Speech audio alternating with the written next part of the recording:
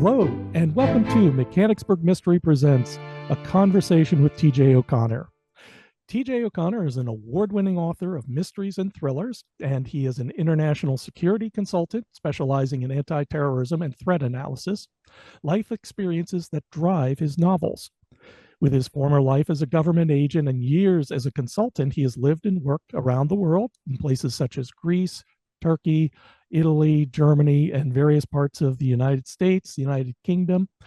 And now he is living in Northern Virginia with his wife, Labradors, and Maine Coon companions. I'm jealous of that, by the way. I have 4 cats, none of them Maine. And they also have raised 5 children who supply a growing tribe of grandchildren. And if you go to his Facebook page, you'll get to see some more about them. I think he talks about them. Since this is coming out in early July, July 12th is the expected debut. You should know that if you're in the Capon Bridge area of West Virginia, he'll be appearing on July 19th at the Capon Bridge Library and on July 26th at the Barnes & Noble bookstore in Frederick, Maryland. So if you want to meet him in person and buy his books, he'll be there as well. So let me welcome TJ O'Connor. Thank you so much for coming by. Thanks for having me. As a matter of fact, I forgot to point out that you have 7 books published, and the 2 we're going to be talking about are the thriller, The Whisper Legacy, and the Dead Detectives Casefile book, Dying for the Past. And this is number 2 in the book series, right? Yeah, that's right. So Dying for the Past is book 2 in a 6-book series. Books 1 through 3 are out. Book 4, Dying with a Secret, should be out this fall, early winter. And then I'm working on the new series with the Whisper Legacy, tentatively titled the Pappa Legacies. But book 2 will be out probably within the next year to 18 months. So let's talk about Dying for the Past, which is the book I've got. It's kind of a ghost story, but it's a ghost detective story. Is that right? Oh, it's not a ghost story. God, so many people call it that. I know, but you got to call it, calling it something, because I was thinking it's like similar to the Dresden Files after late in the series. But of course, that's not quite accurate. You're your own brand, You know, I always sell it as a murder mystery with a paranormal spin to it. Because at the end of the day, the lead detective, Oliver Tucker, he tells the story, and he's an integral character in it. So it's not a ghost story as in woo-woo. It's more of a supernatural paranormal story that involves, a dead detective, and he uses his skills in the paranormal to draw a modern day murder in connection with the historical subplot. That's the whole tool behind him being a spirit. Right. So I was wondering about the backstory behind the Supernatural series. How does the Supernatural interact with the material world? Because there's ghosts who are ghosts, but Tucker is kind of different. How did you plan that out? Did you think about it ahead of time? Well, it was accidental. So the entire theme of the Dead Detectives Casefiles comes from a nightmare I had for like 22 years. I was a military federal agent. I was in the first Gulf War running anti-terrorism operations. And when I came home, I began having a nightmare that I was killed on a mission. And my partner and I returned. My partner and I went after the bad guys. And I was telling one of my daughters, my oldest daughter, Jean, who was a school teacher, and she had a book club, about the nightmare. And she said, well, why don't you write that as a story, but make it a detective, because nobody wants, to hear about the terrorism stuff, and make it a little funny and put it in Winchester, because that's where we were all living and still are. So I did, and I banged it out in about 3 months. And if you had asked me that question, how did it come to be? The only answer I have is it's based on a nightmare. All the other caricatures about how he returns and makes contact with his family and why the dog is important, all that just sort of came out in book 1. Mm-hmm. And then after I found out that it was going to be a series, I had to go back and read it 100 times to figure out, how did I write it, and what do I do now going forward? Yeah. Tucker has an interesting relationship with the material world, because it kind of depends on how much power he's getting at that time.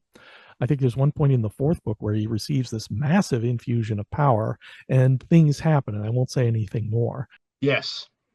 It's the way that came about. I've always loved the paranormal stories, particularly some of the live action things like ghost hunters and things like that. I've always enjoyed those. I'm a believer that anything is possible. Spirits, Loch Ness, Bigfoot, UFOs, whatever. I mean, I believe anything is possible because I've always been one of those ones that see too many people that are arrogant to say, oh, it can't be. Well, I've experienced some paranormal things in my life. So I said, this is going to be a fun story.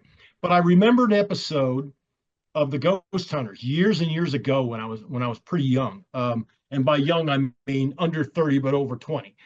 And there was an episode where they talked about the philosophy that spirits could manifest from electricity and energy in a room.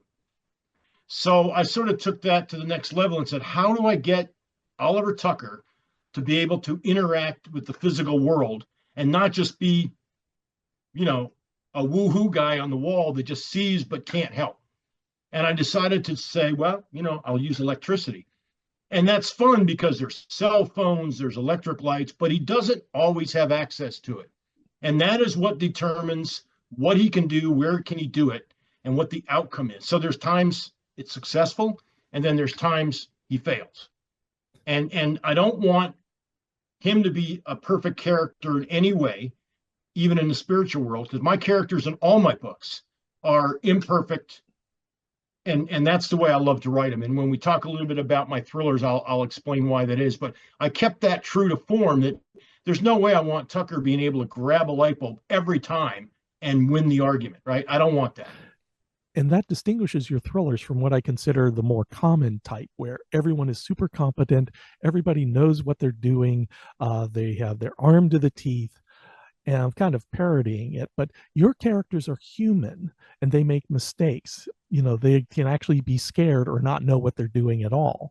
And that's part of the fun, is that when they're in a really bad situation, they can't act like Tom Cruise in Mission Impossible and know exactly what to do next. That's exactly right. Years and years ago, I wrote my first novel right out of high school. And of course, it was terrible. But over the years, I was living in the anti-terrorism world and counterintelligence. And I wanted my characters to be imperfect because I was. And I based a lot of the events that that happened to my characters on things that have happened to me. I mean, because I can experience it. So for instance, the Whisper Legacy, I talk a little bit about his adventures on the Vula Beach Road in Greece. Well, my first anti-terrorism mission was on the Vula Beach Road in Greece. And to this day, when I tell the story, and I do now because I put it in the book, and although my dogs are tired of hearing it, there are other people that are not tired of hearing it, so I can talk about it. I can still smell the smells of the explosives, of the people in the area roasting lamb and things. I remember the sounds, I remember the conversations, and that's really important to me, to be able to draw on real events. But more to the point, so many things happen to me where my imperfections, in some cases, were good, in some cases were total failures. And my partners and colleagues around me were the same way. So when I put a character together, the good and the bad, right? The protagonists and the antagonists, they're not perfect. I don't write James Bond, Jason Bourne, or Jack Reacher. I love those stories. Absolutely love them, but that's not me. My characters are failed. In the case of the Whisper Legacy, Lo Curran he's down on his luck. He almost got killed. He's been 15 years virtually unemployed, and he's struggling to get back, but he kept a sense of humor, and he talks a lot about his failures and what it means, but he does it in good nature. He's not depressed or anything like that. And I try to keep all my characters, including Oliver Tucker in the Dead Detective series, to be grounded in as much reality as I can. Mm-hmm. Yeah. Other than the fact that he's dead, of course, in the Dead Detectives, Yeah, but other than the fact that he's dead, of course, that doesn't seem to hold him back very much. And I appreciated, there's one of the cases I appreciated where was in Dying for the Past. And do you want to go ahead and set that up and talk about the book? Because your plots go everywhere. Yeah. Well, so every one of the Dead Detectives has three elements. Right. There is always a modern day murder mystery, very close to an Agatha Christie style murder, because they are cozies. There is a historical subplot that normally involves high stakes thriller, or murder. And then there's something about Oliver Tucker's family that connects all these things. So everyone is set up with those elements. And the reason, as you say, goes everywhere is the historical subplots are always historically accurate. So I use Oliver Tucker being a dead detective to sort of move between those worlds. He's in the modern day, and then at some point when he needs to go back or go somewhere, he's able to connect to that previous crime or that historical subplot. So Dying for the Past was sort of a fun one for me because it takes place beginning in Winchester with this big gala where his beautiful, intelligent wife is there, and there's a murder of a wealthy philanthropist. And you think that's sort of, well, it's because he's got money, but it's really because everybody involved in the book is looking for this journal. And this journal has historical information about spy rings operating in Washington, D.C. during the Second World War that proliferated through the years into the modern day. So this book is very, very valuable and very, very dangerous. Well, historically, in real life, during the Second World War, organized crime, the mob, worked with our government to find Nazi spy rings, Russian spy rings, Japanese spy rings. That's a true story.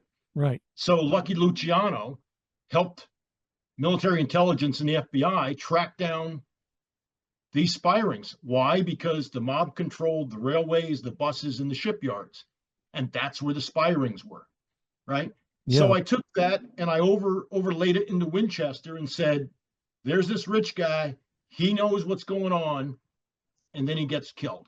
Mm-hmm. And all of it circles around World War II and these spy rings where the mob was helping the authorities. Well, in real life, my mentor of 24 years was one of the last of the OSS operatives in World War II. And he was also the former deputy director of CIA.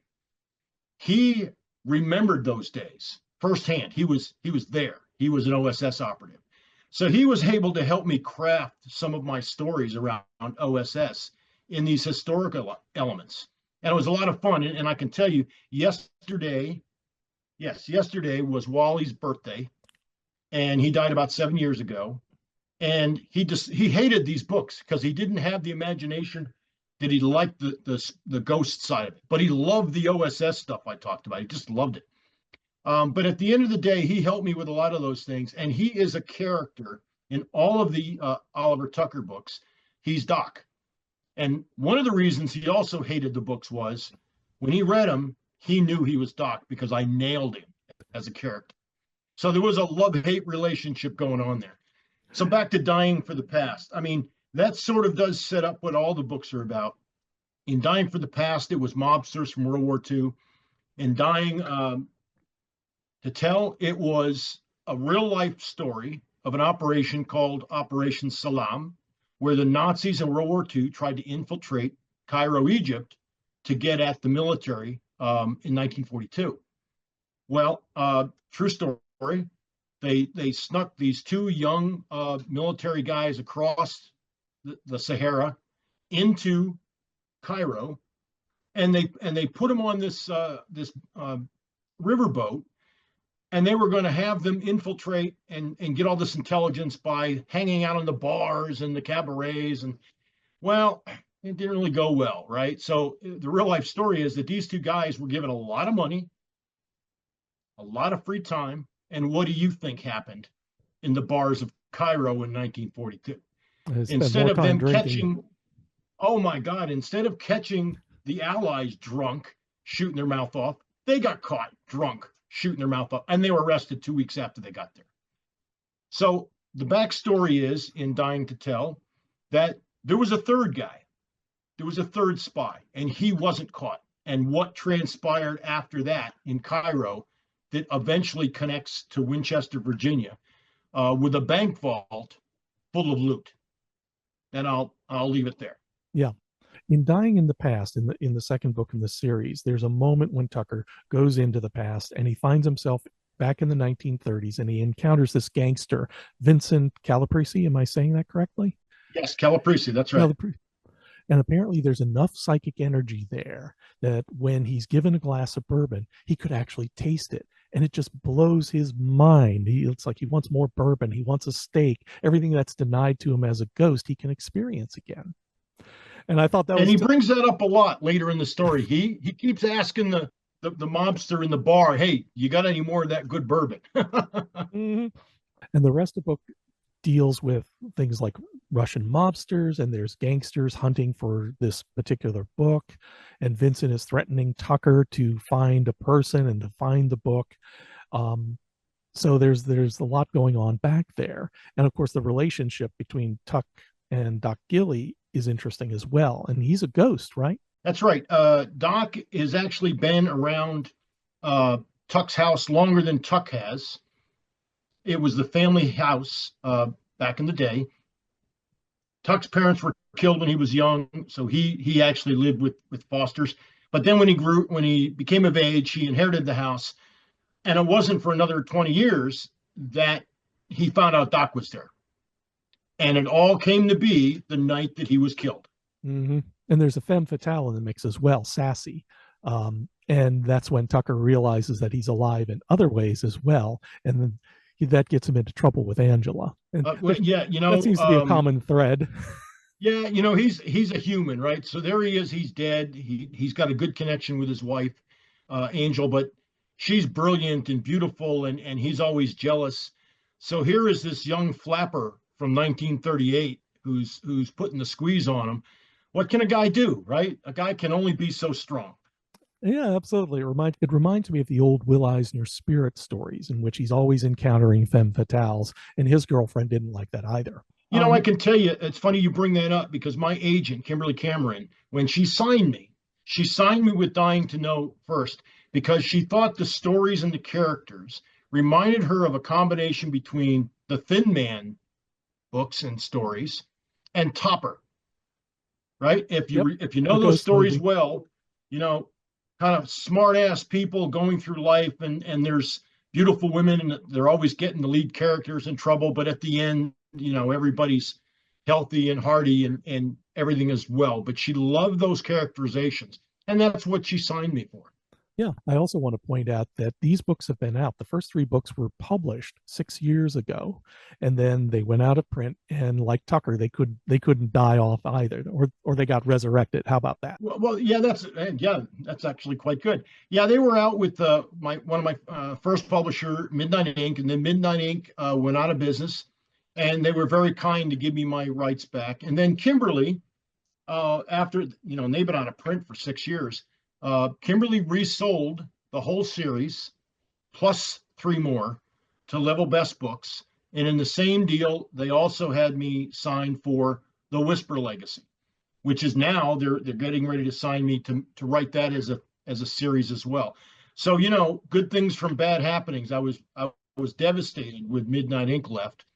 But I landed on my feet a little bit, and I mean, I'd love to sell another million books, but we're headed in the right direction. And Kimberly was really great about getting it out there with the new books, which is really important because I'd already written one. And I was like, well, if it doesn't sell, I'm going to self-publish it. And then she said, hold on, we've got a deal in place. So very, very thankful for that. It's very, very rare in traditional publishing to revive a series. I've heard stories about authors, they have two books out and they're ready to publish a third, but the first one is out of print and you can only buy it used. Or even worse, they're ready for the third book and the publisher says, no, we're good with two.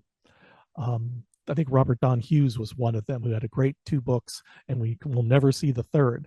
And this is back in the day before self-publishing was even an option. So the fact that you could have your trilogy, you can sell your trilogy to two different publishers, that says something about the quality of the stories. Well, I hope it does. I mean, it is, despite the fact that I see myself more as a thriller writer, mostly because of my profession. It is where my heart belongs. I just love the stories. I love being able to do the triple set on a book about the history, history in the modern day. And I'm writing, I'm doing book 5 right now. I've already penned out the outline for 6. And as much as I'm in a hurry to get back to the Whisper series, I truly love doing this work. And I'm so thankful that we were able to republish it and get 3 more books out of the deal. Yeah. And I've got some diehard fans, which sounds very strange to say for me. When I was at Mechanicsburg I guess 2 months ago now, I was there. I had some fans come up and say, "When's the book coming out? I've been following you since 2012." And I kind of look at them and go, "Oh my God, you are diehard fans. I love you." Yeah. It's always fun to encounter fans. And for those of you keeping score, there are 3 books published in the Dead Detective Casefiles. There's Dying to Know, Dying in the Past, which we've been talking about, Dying to Tell, and there's a 4th one, Dying for a Secret, that's coming out later this year, right? Yes, it's we've been expecting it out late September, October, but it may slip a couple of months with some changes being made, reorganizations and stuff with my agent. I'm sorry, with my publisher. But it should be out this year, and it's called Dying with a Secret, and it's of the 4, it is one of my favorites now. Mm-hmm. Until I finish book 5, because I'm loving book 5 too. So it's a toss up which one. As I write them, that one's always my favorite. I'm guilty. Absolutely. And I do want to mention briefly that because you gave me a PDF of the story, that it has a Civil War background, which I'm always in favor of. And there's also mention of a real treasure, the Beale treasure. What's that about? Yeah, it's every place I go to talk about the books now, I ask if anybody's heard of it. I've had a couple people hear of it. But if you go to Discovery Channel or the History Channel, there's all kinds of specials on it. So the story is, very briefly, back in the early 1800s, some prospectors from out west came upon a treasure trove of gems and gold and ore, and in the 50-60 million dollar range, and they hauled it back to Virginia and hid it because they needed to go back and get more. But they didn't trust each other, so they split up the clues of where it was. They put them all in ciphers, and they hid those. Well, the lead guy left these clues with a tavern owner down by Smith Mountain Lake in Southern Virginia. This part is all documented and true, right? This stuff happened. Whether or not there's a real treasure, it's a 50-50 split with treasure hunters. But after several years, the guy never returned to get his clues. So the tavern owner opened it up, found the clues, and wrote a big expose about it. Well, over the years, treasure hunters have tried. They couldn't really break them, until one day somebody broke the very first code that ended up being broken by the Declaration of Independence. Now, National Treasure, the movie, is sort of based on the Beale treasure, right? Oh, I didn't know that. Well, that's speculation, but the correlation between the story and that is just too close. I read an article not too long ago that even the NSA got involved and was trying to break some of the clues using one of their Super Cray computers. They had some success, but not a lot. And to this day, no one's ever found the treasure because only 1.5 or 2 of the 3 clues was solved. They believe there's a missing cipher. Well, So here's your options. It's either waiting in some cave somewhere to make somebody rich. Well, there's 3 options now. Second option is it's the greatest hoax of all treasure hunters. Or the third option is, and there's a story that came out about this last year, the federal government has already found it and taken it, and they don't want anybody to know about it. And there's been a few stories out there about how in the middle of the night, the government showed up out in the woods and all kinds of stuff was going on. And 2 weeks later, they disappeared and they're like, oh, they found the Beale treasure. Who knows, right? I know I didn't find it. Yeah.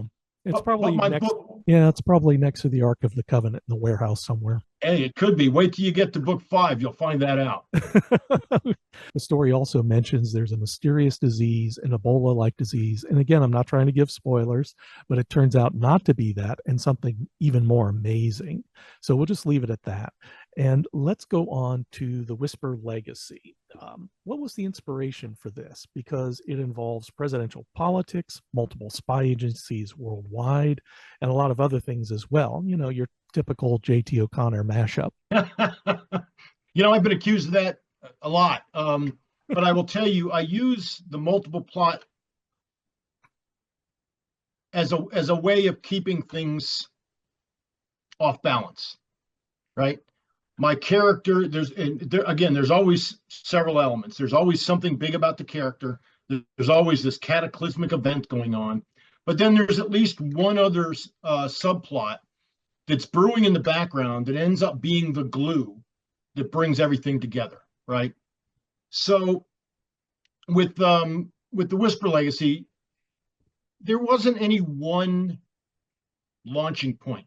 I wrote a book similar to this many, many, many years ago with similar characters, and it just never came to fruition because I was a very inexperienced writer. I hadn't tried to publish anything, but I wanted to go back to it.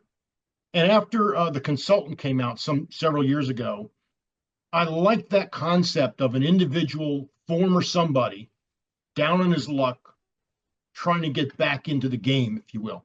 So there's so much about Curran that's me. I tried not to make it me because I'm certainly not that swashbuckling.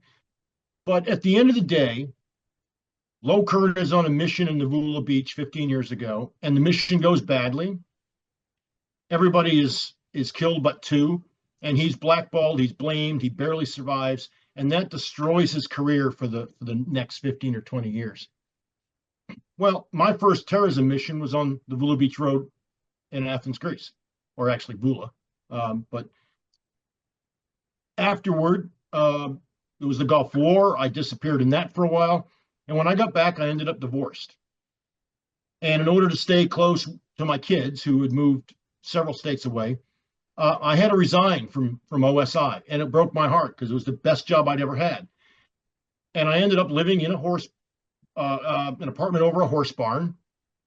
I became a struggling PI and consultant trying to make ends meet until I joined this company and became its chief operations. But I had a couple of really rough years where I fell flat on my face. And I used that as the inspiration for Curran because at the end of the day, my character's not James Bond. I always call them the J's, right? James Bond, Jack Reacher, and that. And this is a guy that is trying to get back on his feet, and it's 15 years later, and he's still not done it. But he falls into a problem where he is suddenly the prime suspect in a double murder. And his benefactor, Tommy Astor, is in effect a real guy, probably 75%, who over the years has helped me when I was down on my luck and helped me get going. And you know, people that know the real Tommy Astor will tell you that was him. And as he tries to help Tommy and not become a murder suspect, that third layer kicks in. And it's the president is looking for a new vice president, and he's got a long list, but the list is getting short because people start dying. And nobody knows why.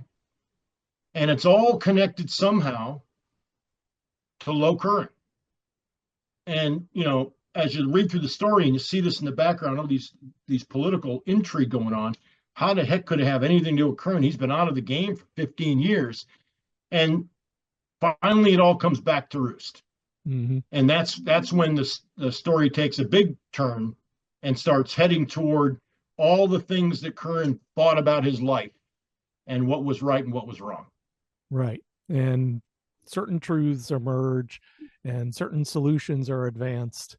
And one of them, of course, is the question of whisper, because that's happens early. I won't give it away, obviously, but the word whisper is enough to make certain people blanch, and we have to find out why that is. And then it all gets resolved in the end. But in the meantime, your hero is in so much trouble, you could have a drinking game and have a shot every time he says, I don't know what's going on here. Yeah, well, if you did that, you'd be pretty drunk after about 5 chapters. Yeah. But, you know, it's interesting because I have some of the, I've been very fortunate in my career. I have always been surrounded by some of the best people you could ever imagine. Real pros, right? Military federal agents, intelligence people, people from CIA, special forces. And over the last 20 years, I've had a team working with me of retired and I'll just say other people from the intelligence community, special operations, SEALs, Green Berets, cops, canine handlers, FBI, Secret Service. I'm just really, really fortunate to have these people as colleagues and friends. So whenever I write one of these books, I send it out to several of them and ask them to keep me honest, and out of jail, I might add, because you forget what you know that you're not supposed to talk about sometimes, and they'll read it and go, yeah, you can't say that. Get rid of that. That was going to be And one of they'll my also questions. tell me, yeah, well, they'll also tell me, this is great, but it would be better if it happened this way. Mhm. And I am almost always take their advice unless I did it on purpose to make the character fail. But I'm just so thrilled to have these people as colleagues and friends. I mean, their professions and their activities in their life make me look silly. I mean, we always say they're the guys that been there, done that. And they help me with some of these things with every book.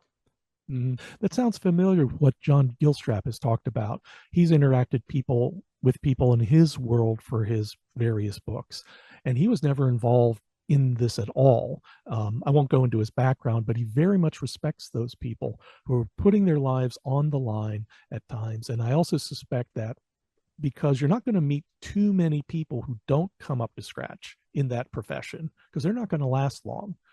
It's a high stress environment, a very risky environment, and you have to rely on people who are going to perform at their best, wouldn't they? Absolutely. So when I was with the government doing anti-terrorism work, we used to always say that the job was 90% boredom and 10% terror. I mean, and I would come on, I'll be honest, I was not a big player. I had my moments. I had some very important successes, and I played a role in a lot of pretty historical events, but I was never special forces. I was never, CIA or anything like that. But I was with a fantastic organization that gave me the ability to do things that most people only read about in books.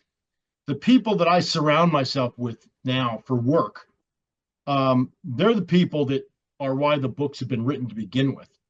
And they're the real doers. And their life was probably the other way around, probably 10% boredom and 90% terror. Yeah. And they're just amazing people, and they're so down to earth. And my characters try to stay as close to them as I can, so that A, I don't insult them, and B, that none of these guys ever send me an email and say, hey, that's not the way that guy would be, right? Knock it off. I would rather have people say, wow, where's the stone cold killers and this and that? And I go, well, they're out there, but they're not in my books. Mm-hmm. You've talked about how you have to be careful revealing secrets that are not supposed to be revealed, operational secrets and security secrets. In constructing your stories, how much attention do you have to pay to what happens in real life? A lot.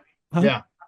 You have to pay attention a lot. Okay, because recently when Israel used those cell phones to take out a huge number of terrorists, the way they did it was absolutely astonishing. It was like out of a book. Well, I can tell you that friends of mine in the intelligence community, I'll just leave it at that, oftentimes will read a book and they'll go, oh, that's a great idea. And they'll contact their organization and say, hey, can we do that?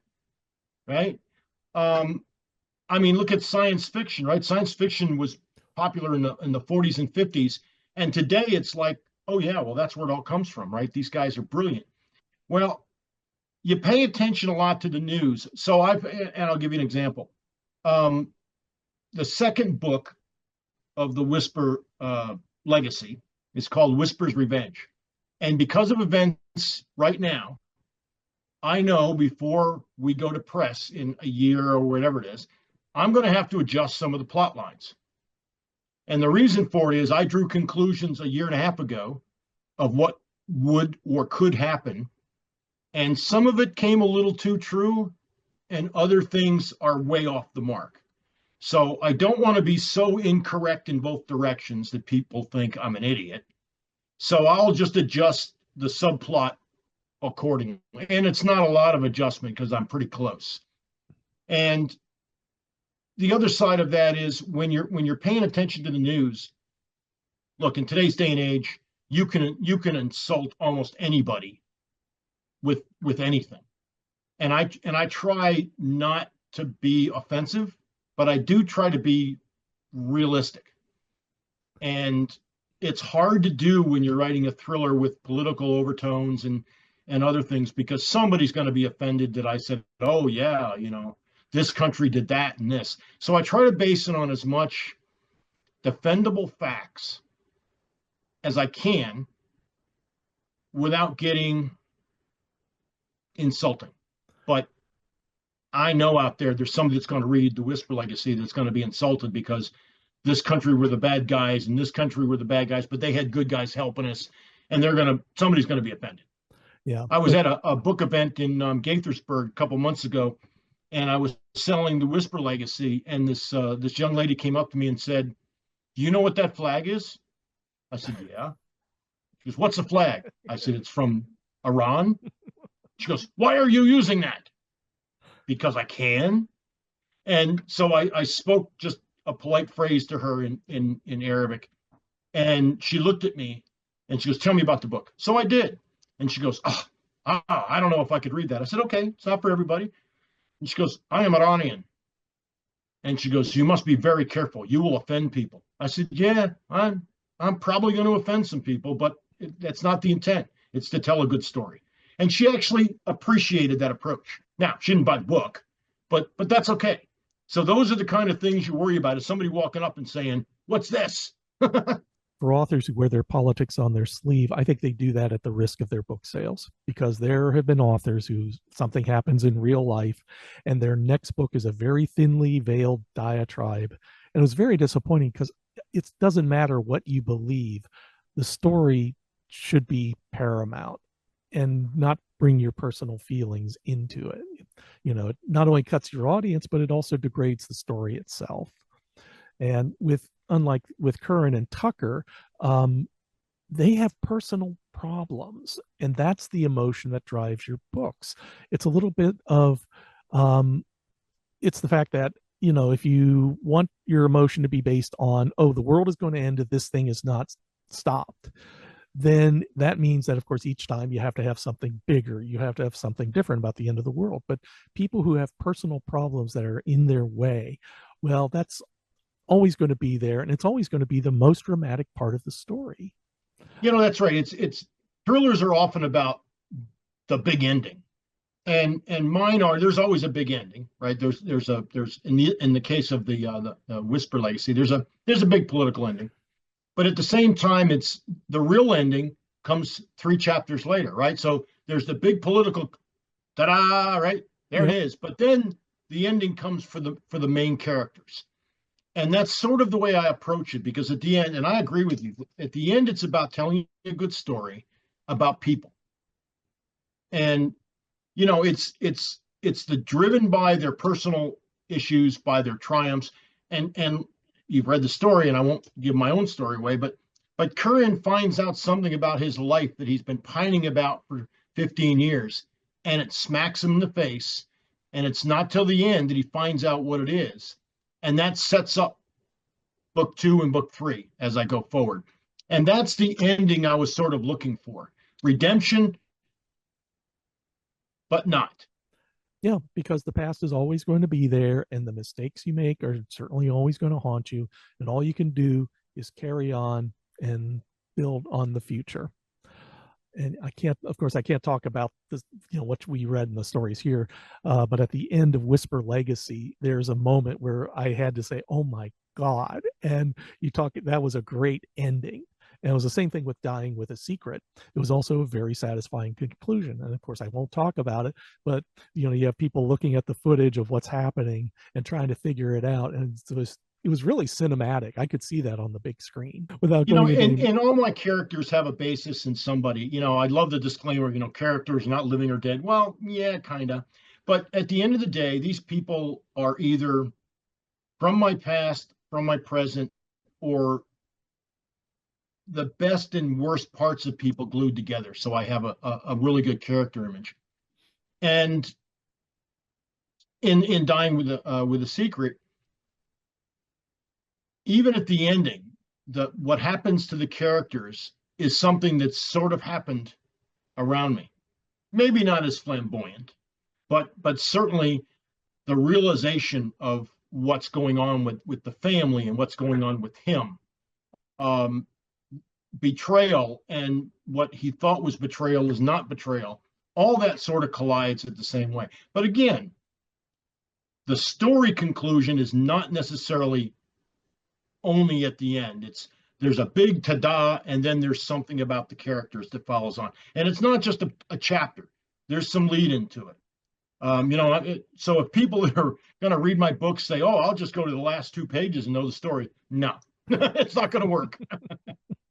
And that's true. And I want to talk about your inspirations, because there are other authors like Agatha Christie who actually put a man in the man in the brown suit at his request. And she found the experience very unsatisfying as an artist. But that's her. Each author has to decide what works for them. And you used your friend Wally as Doc Gilly, but you also put him in your first supernatural book, New Sins for Old Scores. And when I saw that, I thought, oh, you son of a gun, because you mentioned in one of your blog posts that Wally hates ghost stories. So naturally, you put him in that one. Oh my God! The funny thing about that was, it's not funny. It's funny to me because I was so close to him. Yeah. But as I wrote a thriller, and I used to at least once, sometimes twice a week for 15 of the 22 years. We met for lunch and we talked about my books. He did editing and everything. The truth is, and I can say this publicly, his edits were horrible, but we did it because he was the voice of the developmental edit, not the real edit, right? And it was more the camaraderie of what we were doing than the content. And he loved the thriller, but I was like, yeah, it's just not ready. I sent it out to an agent, and she said, and it happened to be Kimberly Cameron, who signed me a few years later, said, I like what you're doing, but not this one. Send me your next book. And that was actually why I sent it to her, the Dying to Know series. But Wally and I would get together. He realized when I was writing those that he was Doc. And then the series ended, and I wrote New Sins for Old Scores. And he was just fit to be tied. He didn't want to be a character in a supernatural thing, right?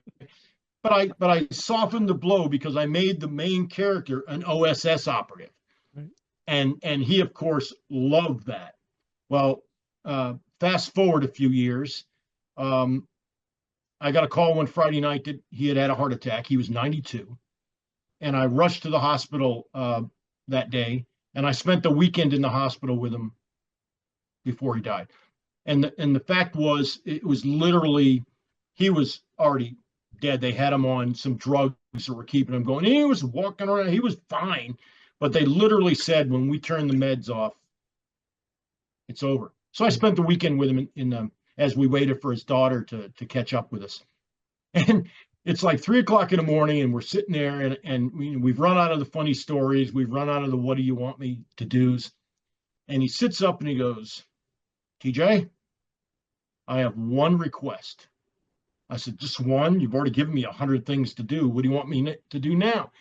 And he goes, your next book, it's got to be a thriller. I don't want to be in any more of those damn ghost stories.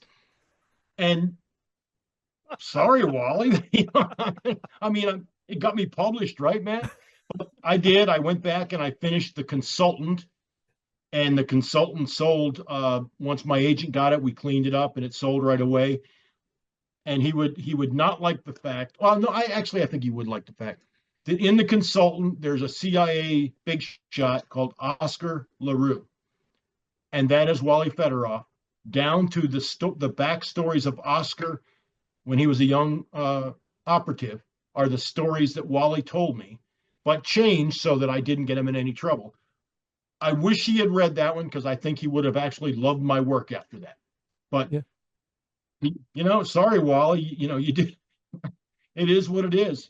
Yeah. Wasn't there an incident that happened after Wally died when he said, if I can get back in touch with you, I'll send a sign? Oh, my God. Yeah. So, I mentioned at the beginning of the telecast here that I've had some experiences that I will not say that they're supernatural. Just like I will not say that I've seen UFOs. The reality is I have, because I don't know what they are. And I've experienced things that are documented today as being those events that I was present for. But I'm not going to go on anywhere and say, oh, yeah, this happened and aliens and all that. But I believe it's very probable. Now, in this case, I was in my house and I was writing a blog about, the blog was about Wally's birthday several years ago. And it was sort of a piece to make myself feel better about the anniversary of it. And I get done and everything, and all of a sudden I hear this radio upstairs, or I should say I hear music upstairs from the 40s. And I love swing music. I love the music of the 40s. And I'm like, wow, what's that? So I go upstairs, and here's this radio that he gave me in the 42 cases of books I inherited from him, and it's playing swing music. Problem is, it wasn't on.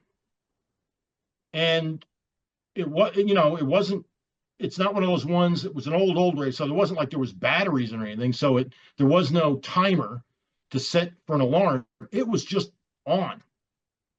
And I cannot explain how that happened, but I went in, I pulled the plug out of the wall, the music stopped, never happened again. But I connected the dots between I'm working on that blog and that music started, and in my heart, I really want to believe that that's what it was. Maybe it was. It was probably coincidence. But it was one of those things that gave me pause. Mm-hmm. Well, TJ, I have enjoyed talking with you. I really have. And again, I will mention the books that Mechanicsburg Mystery has to sell, the Whisper Legacy and Dying for the Past. And if you want more of TJ O'Connor, we also have the Hemingway Deception and his first book, The Consultant. Well, you have the whole pile there. Thank you. You're very welcome. And yes, I actually bought those and you signed them for me at previous events. So to remind you, we have Dying with a Secret coming out later this year, number 4 in the Dead Detective Casefiles. And at some point next year, we'll have the sequel to The Whisper Legacy. TJ's books are available at Mechanicsburg Mystery. And if you're going to be in Frederick, Maryland on July 26th, come by to the Barnes & Noble and say hi to him. TJ, I want to thank you very much again. And this is Bill Peschel for Mechanicsburg Mystery Presents. And I hope that your favorite book is the one you're reading now. Bye-bye. Mechanicsburg Mystery Presents is sponsored by the Mechanicsburg Mystery Bookshop in Mechanicsburg, Pennsylvania. To learn more about the store, visit the website at www.mysterybooksonline.com. And thank you for listening.